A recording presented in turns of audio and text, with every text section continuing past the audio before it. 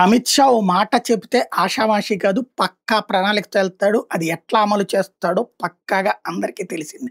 నరేంద్ర మోడీ అధికారంలోకొచ్చాడు. 3 సార్లు కంటిన్యూగా ఉన్నాడంటే అమిత్ షా వ్యూహం, అమిత్ షా చాణక్యం, అమిత్ షా ప్లానింగ్.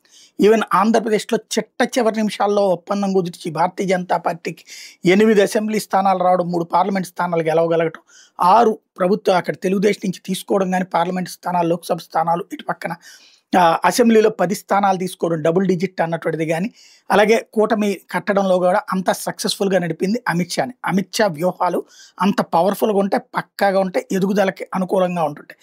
అదే సందర్భంలో భారతదేశంలో నక్సలిజం అంతం చేస్తానన్నటువంటి హామీ చివరికి బడా బడా నాయకులే వచ్చి లొంగిపోతున్నటువంటిది చూస్తున్నాం.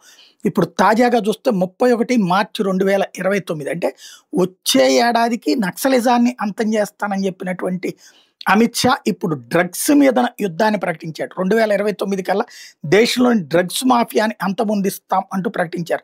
నక్సల్స్ అంతం అనే చెప్పిన అదే అమిత్ షా ఇప్పుడు డ్రగ్స్ అంతం అనేటప్పటికి సంచలనం అవుతోంది.